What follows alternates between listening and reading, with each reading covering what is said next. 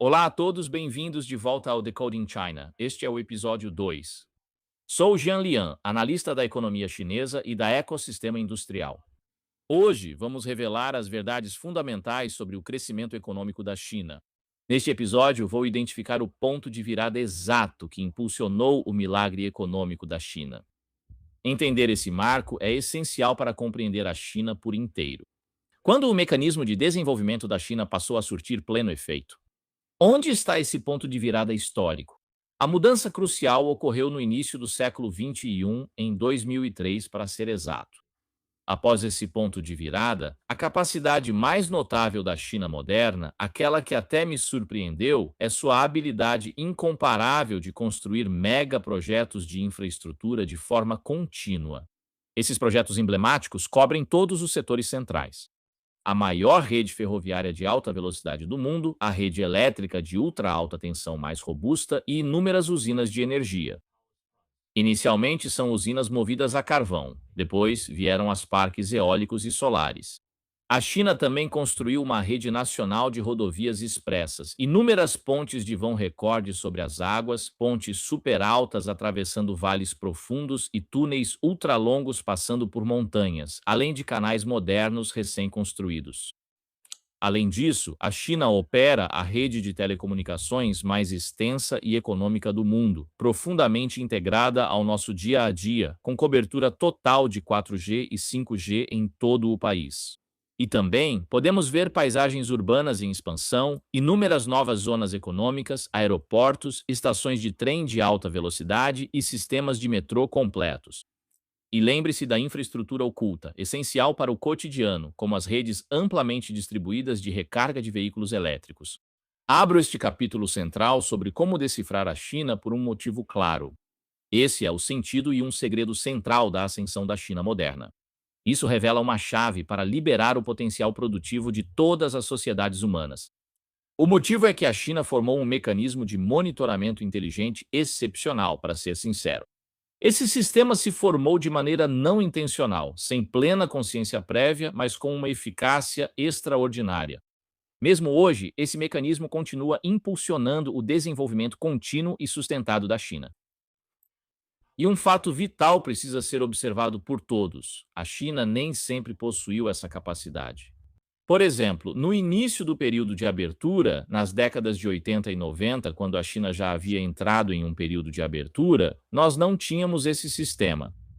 Então, o sistema completo só amadureceu no início dos anos 2000. Antes disso, grandes projetos de infraestrutura na China eram escassos e o progresso da construção era muito mais lento do que hoje. Vamos pegar os anos 90 como exemplo. Passei infância e adolescência no ensino fundamental e médio. Naquela época, a barragem das Três Gargantas era o nosso projeto nacional emblemático. No entanto, isso desencadeou um debate acalorado em todo o país, com muitas vozes contrárias, chegando até mesmo às nossas instituições oficiais, no Congresso do Povo ou no nosso parlamento. Além disso, o início das obras de Três Gargantas se tornou um grande desafio nacional, e os debates relacionados duraram cerca de uma década. E da mesma forma, há uma superusina hidrelétrica chamada Ertan no sudoeste da China. Ela enfrenta outro obstáculo institucional. O governo central e o governo provincial de Sichuan se envolveram em um debate, uma disputa no final dos anos 1990 por causa do início da construção dessa barragem e também pelos direitos de operação posteriores.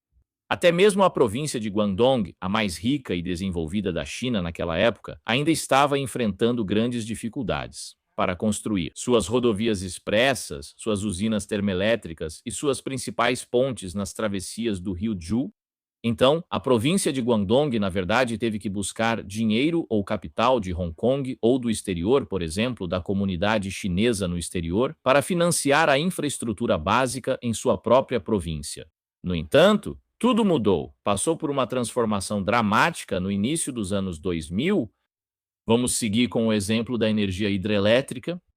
Então, começou no ano de 2005, 4 usinas hidrelétricas super grandes, incluindo Changjiaba, Xiladu, Wudongde e Baihetan, todas começaram a ser construídas e entraram em operação uma após a outra.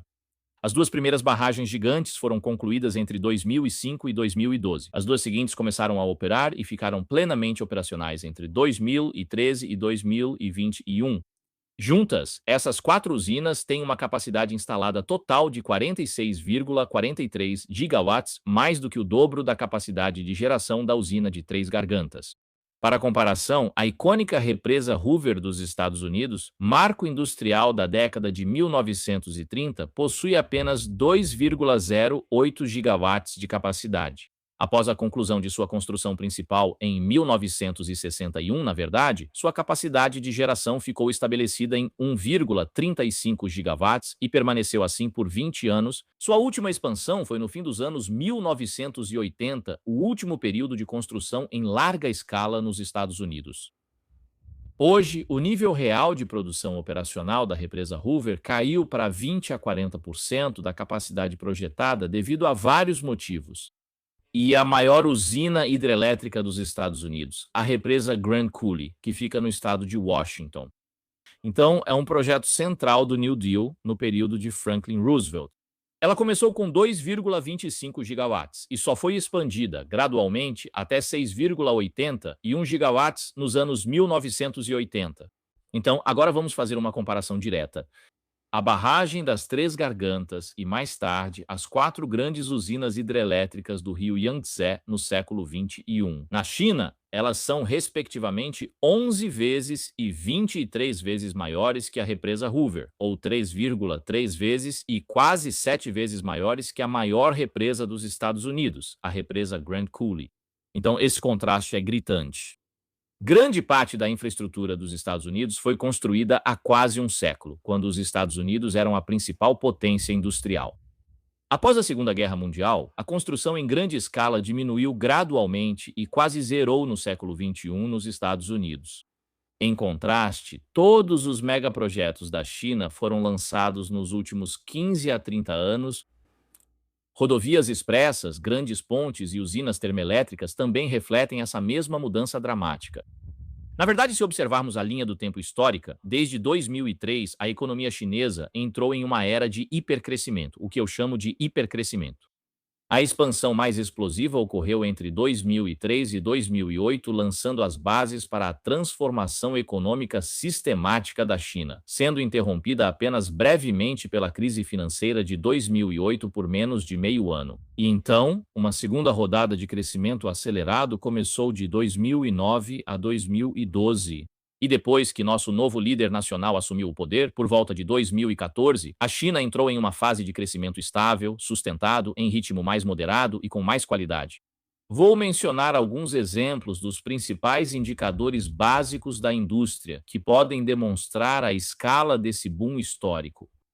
Primeiro, vamos falar sobre a capacidade instalada das usinas termoelétricas a carvão. Quero enfatizar esse ponto.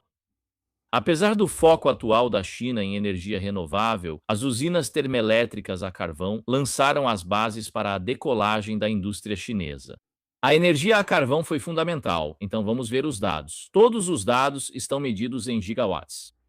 Em 2000 eram 238, em 2003 290, em 2008 608, em 2012 819. Então, no ano de 2012, a capacidade total das usinas a carvão aumentou para 355% do nível do ano 2000. E entre 2003 e 2008 ocorreu o período de expansão mais rápida, e paralelamente a esse aumento da capacidade elétrica, veio uma expansão sem precedentes da capacidade industrial. Vou citar alguns exemplos para mostrar como esses indicadores industriais centrais passaram por uma mudança revolucionária entre 2000 e 2012, com a mudança mais dramática ocorrendo entre 2003 e 2008. Ainda assim, é um material essencial para a indústria e sociedade. Produção de aço em milhões de toneladas. No ano de 2128, em 2003, 222, 2008, 500, 2012, 724. Então, a produção de aço da China em 2012 atingiu um nível de 563% em relação ao nível do ano 2000. Aço inoxidável, que é um setor da indústria do aço, medido em milhões de toneladas, Em 2000 são 0,073 milhão. Em 2003 são 2,818 milhões. Em 2007 saltou para 7,2 milhões. Em 2012 são 16 milhões. Então, a produção de 2012 é 22 vezes a do ano 2000. Alumínio, em milhões de toneladas. No ano 2000 é menos de 3 milhões, cerca de 2,7 milhões. Em 2003 é mais de 5 milhões, são 5,5 milhões. Em 2008 são 13,2 milhões. Em 2012 é quase 20 milhões. Então, a produção de 2012 é 715% da do ano 2000. Produção de cimento em milhões de toneladas. No ano de 2000 é menos de 600 milhões. Em 2003 são 862 milhões. Em 2008 são 1.400 milhões, ou 1,4 bilhão. Em 2012 são 2,2 bilhões. Então, a produção de cimento em 2012 é quase 4 vezes, ou 370% do nível de 2000. Todas essas estatísticas representam apenas a produção final. Se examinarmos a capacidade total de produção, os múltiplos brutos ficam ainda maiores. Por exemplo, a capacidade de produção de aço da China em 2012 é 7,2 vezes a de 2000, enquanto a capacidade de alumínio aumentou quase 10 vezes. Além disso, o crescimento qualitativo também é acompanhado por uma elevação abrangente da qualidade.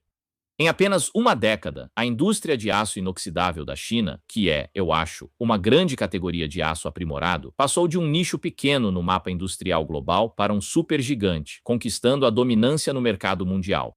E na fabricação de cimento, os antigos fornos verticais foram completamente eliminados. Eles foram substituídos por tecnologia moderna de processo seco. Tenha em mente que todas essas transformações profundas aconteceram em uma nação de 1 bilhão de pessoas em apenas uma década. Por isso, chamei de a primeira década do século XXI, especialmente 7 a 8 anos após 2003. Isso está mudando todo o cenário nacional da China. Este é exatamente o momento em que esse gigante realmente decolou. Em termos de tendências econômicas gerais também, isso é medido pelo PIB nominal. Então, em 2000, a China estava em sexto lugar no mundo, um pouco acima da Itália e ainda abaixo da França. Mas em 2010, a China oficialmente ultrapassou o Japão e se tornou a segunda maior economia do mundo. E depois disso, nos 15 anos seguintes, a China continuou ampliando sua liderança sobre a terceira maior economia, geralmente o Japão ou a Alemanha. Então, a diferença está ficando cada vez maior. Então você pode entender facilmente por que, no último ano de Clinton, no ano 2000, os Estados Unidos não se preocupavam com a China, apenas tratavam a China como um pequeno parceiro, que só entrou na OMC um ano depois. E por que em 2010, 10 anos depois, nos anos de Obama, eles de repente decidiram então iniciar o chamado retorno estratégico para a Ásia-Pacífico? E depois de 2018 e até agora, os Estados Unidos estão tão preocupados consigo mesmos, não importa se é sobre Trump ou Biden. Mas, na verdade, posso te dizer que a situação é ainda mais subestimada. Há um ponto crítico que precisa ser esclarecido. O PIB nominal subestima severamente a verdadeira escala econômica. Esse indicador subestima gravemente a verdadeira escala econômica da China. E, ao mesmo tempo, na verdade, nos últimos 7 anos, ele superestimou severamente a economia dos Estados Unidos. Então, esse viés ficou cada vez mais óbvio depois de 2018. E essa distorção, na verdade, devo dizer, vem da mudança estrutural da economia americana em direção ao que eu chamo de economia virtual, dominada pelas finanças, o que inclui a valorização do mercado de ações, os derivativos financeiros e a valorização do mercado de capitais. Acho curioso que Trump acredite que o que favorece o mercado de ações dos Estados Unidos e os preços das ações seja bom para a economia e o povo americano. Isso é engraçado. Ele é tão ingênuo e ninguém na administração tem coragem de lhe contar a verdade. Vou explicar isso com mais detalhes nos próximos episódios, focando na comparação entre os Estados Unidos e a China. Ok, além disso, quero citar que um dado bastante citado na academia e mídia tradicional aponta que a China responde por 35% da produção manufatureira mundial, mas, na verdade, até esse número parece ser um recorde histórico, comparável aos Estados Unidos no início do século XX. Acredito que isso ainda subestima muito o real poder industrial da China. Então, para mim, eu prefiro usar a produção física de produtos para medir isso. Então, a China, na verdade, detém de 15% a 16% ou mais da produção global em muitos dos principais setores industriais de manufatura. Por exemplo, no setor de aço, a China produz mais de 15%, mas, em algumas ocasiões especiais, isso pode chegar a 100%. Por exemplo, 100% da produção de muitos produtos químicos foi feita na China. E em termos de capacidade total de produção, imagine que, com isso, a proporção ou participação global da China vai variar de 16% a 65%. Quero dizer, por exemplo, aço, o mais comum, chega a 100% em todos os principais setores de manufatura. Então, agora, depois dessa discussão e dessa descrição, vamos discutir o mecanismo central por trás dos avanços incomparáveis da China no século XXI. Este é o segredo para seu milagre econômico. Como a China financiou uma infraestrutura tão grande e uma enorme capacidade industrial? Ou, em outras palavras, de onde vem o dinheiro?